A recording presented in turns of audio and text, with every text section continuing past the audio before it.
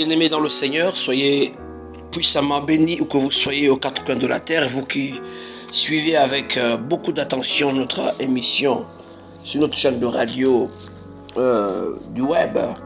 Donc notre émission Savoir Plus, qui est une émission spécialisée pour édifier le corps du Christ, une émission où il y a plusieurs types d'entretiens aussi, allant dans le sens de l'objectif que nous voulons atteindre, c'est-à-dire édifier encore davantage les saints où qu'ils soient dans le monde entier. Nous avons commencé un enseignement sur le mystère des ennemis et nous sommes attelés pendant quelques minutes. Donc ça veut dire que tous les lundis vous aurez un enseignement comme ça par la grâce de Dieu, où je donnerai à peu près 15 minutes à 20 minutes selon que l'Esprit parlera, pour essayer de donner des enseignements bien ciblés pour vous permettre d'aller encore de l'avance, gagner de l'avance encore dans la connaissance et dans l'applicabilité des choses de Dieu, pour que vous soyez encore bénis. D'entrée de jeu, j'aimerais vous rappeler que Jésus est à la porte, Jésus revient bientôt. C'est pour cela que l'Église, poussée par l'Esprit de Dieu, s'attelle à enseigner la parole de Dieu, pour que nous puissions avoir les armes nécessaires pour faire face à la grande tribulation qui est en train de se pointer à nos portes. Alors, la semaine passée, nous avons commencé à parler de certains types d'ennemis. Nous sommes allés dans le texte de base, le livre de Matthieu. Donc c'est juste une sorte de prérequis, de rappel pour ceux qui nous prennent en cours. Donc nous sommes à la deuxième partie de notre enseignement sur le mystère des ennemis. Alors pour ce faire, nous avons pris comme pour texte de base Matthieu chapitre 5, le verset 43 à 44, je lis pour vous. C'est Jésus qui parle et il dit: vous avez appris qu'il a été dit, tu aimeras ton prochain et tu haïras ton ennemi.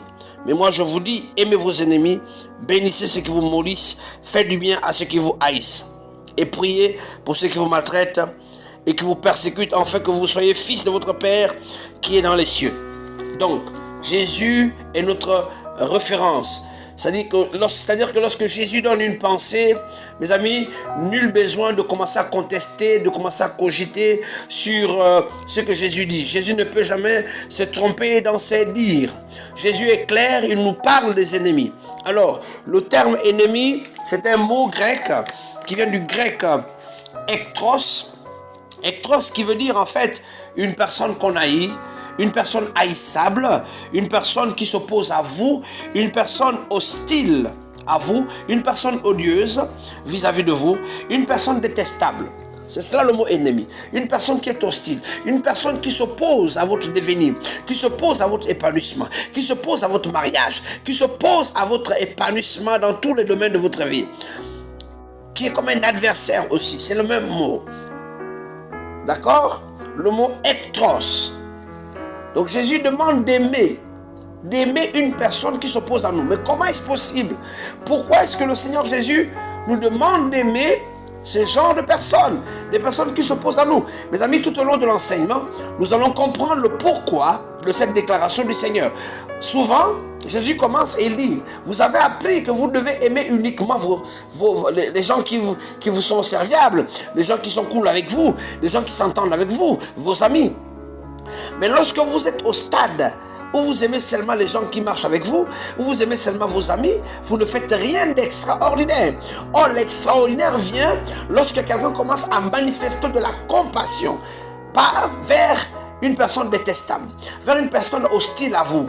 Mes amis, c'est ça justement le grand degré de la spiritualité. Lorsque quelqu'un arrive à aimer, à avoir de la compassion vis-à-vis des personnes hostiles, vis-à-vis des personnes détestables, vis-à-vis des personnes haïssables, mais vous arrivez à les aimer. Pourquoi? Parce que la Bible dit que l'amour de Dieu est répandu dans nos cœurs par le Saint-Esprit. C'est le Saint-Esprit qui va vous donner la capacité d'avoir ce cœur d'amour, ce cœur passionnel pour aimer les ennemis. J'aimerais vous dire que c'est à la fois impératif, ce n'est pas négociable. Nous sommes tenus d'aimer nos ennemis. Si nous voulons être considérés comme étant les fils du royaume des cieux, nous sommes tenus d'aimer nos ennemis, quoi qu'ils fassent contre nous. Nous devons aimer nos ennemis. Mais pourquoi le Seigneur nous demande d'aimer nos ennemis? Nous allons le voir au fur et à mesure de cet enseignement. La première fois que nous avons commencé à parler sur les ennemis, nous avons dit dans Juge au chapitre 3 que la Bible dit: voici les nations que l'Éternel lui-même avait laissées. Et nous avons compris que Dieu lui-même va laisser dans la vie de certaines personnes un certain nombre des ennemis pour vous apprendre à combattre. Pour vous apprendre à combattre afin que vous puissiez avoir le caractère de guerrier. J'aimerais vous rappeler que l'Éternel, l'un des noms de l'Éternel, c'est que l'Éternel s'appelle l'Éternel des armées. Donc, un Dieu qui dirige une armée et qui fait partie de cette armée. Donc, en tant que soldat du Seigneur, nous devons comprendre ce principe. Un soldat, c'est celui qui va en guerre. Un soldat, c'est celui qui obéit aux ordres de l'autorité de la hiérarchie. Donc, le QG céleste, notre QG céleste, donc le royaume des cieux, nous dit, nous devons aimer nos ennemis. Et Dieu, dans sa sagesse, dans sa manière de faire, nous dit que dans Juge au chapitre 3, qu'il a laissé lui-même exprès des nations, afin que les fils qui étaient nés dans le désert, qui n'avaient pas appris la guerre, puissent apprendre la guerre. Donc, nous avons retenu cette première partie d'ennemis, qu'il y a des ennemis que Dieu lui-même fera venir vers vous pour vous susciter un caractère de guerrier, pour que vous finissiez pour devenir un gagneur. Voilà, c'est très important. Malgré les prières que vous pouvez faire, vous n'allez jamais être délivré de ce genre d'ennemis. Dieu vous les envoie pour vous former, pour vous faire passer d'étape en étape, d'étape supérieure, pour que vous puissiez être couronné. Aujourd'hui, nous allons voir la deuxième catégorie d'ennemis dans Matthieu chapitre 10, le verset 4. La deuxième catégorie, autant pour moi, la deuxième catégorie d'ennemis, Matthieu chapitre 10, le verset 4, je lis pour vous. Voici les noms des 12 apôtres. Le premier, Simon appelé Pierre, et André son frère, Jacques fils de Zébédée et Jean son frère, Philippe et Barthélemy, Thomas et Matthieu, le publicain, Jacques, et la Bible dit, fils d'Alphée, Taldé, Simon le Cananite, et Judas l'Iscariote, celui qui livra Jésus.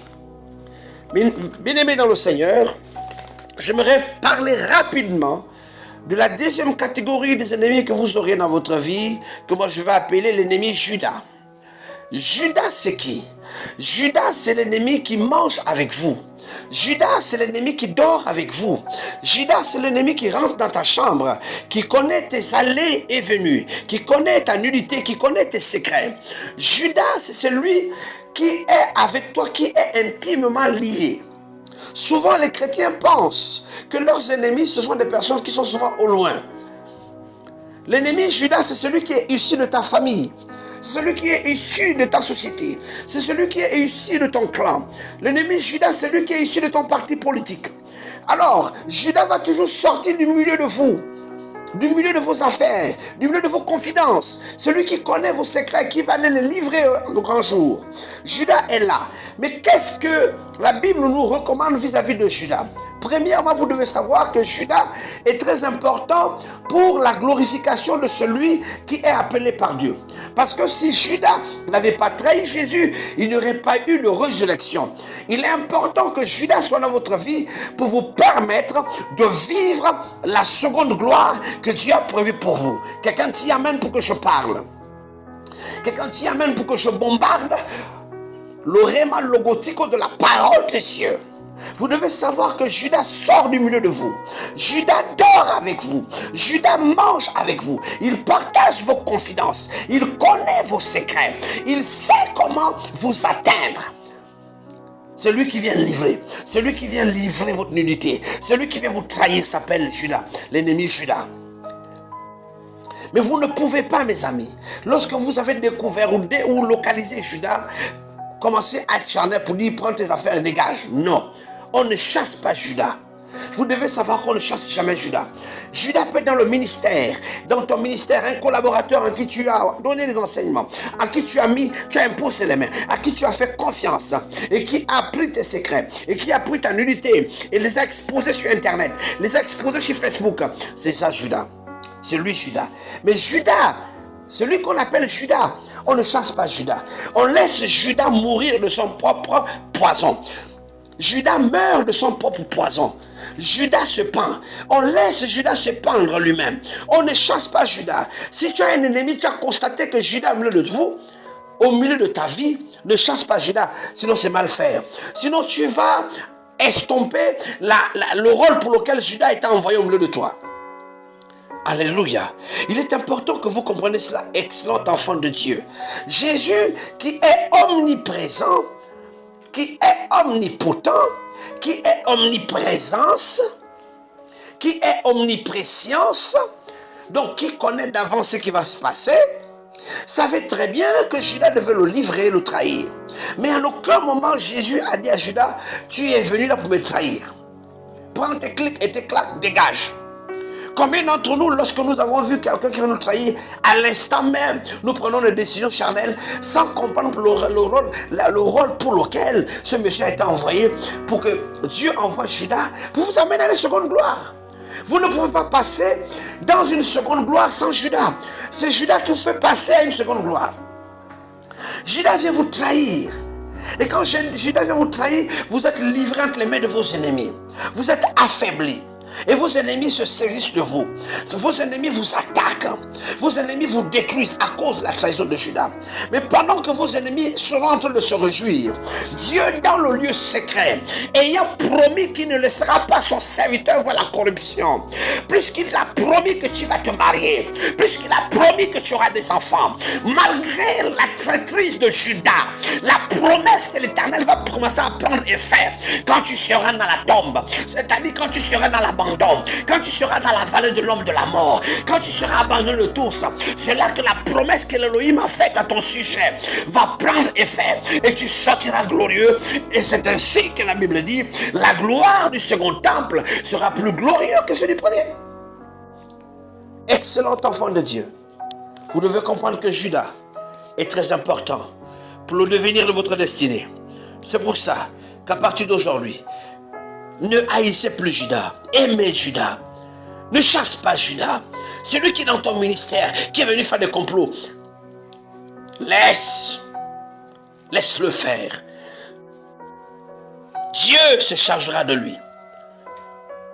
Seigneur, merci pour ces moments, pour ces quelques minutes d'exhortation. Nous voulons te bénir. Seigneur, aux quatre coins de la terre, que ton nom soit élevé. Merci pour ce que tu fais encore. Je voudrais bénir, Seigneur, l'église du Gabon. Je voudrais bénir l'église de Belgique. Je voudrais bénir l'église du Québec. Je voudrais bénir l'église de Côte d'Ivoire, l'église du Sénégal, l'église d'Afrique du Sud. Partout où nous sommes implantés, Seigneur, partout où les saints écoutent ce message, je prie enfin que ceux-là qui vivent avec Judas puissent avoir la sagesse de ta sagesse, la sagesse d'appliquer ta méthode. Nous te bénissons, notre Dieu. Reçois la gloire, l'honneur et la louange.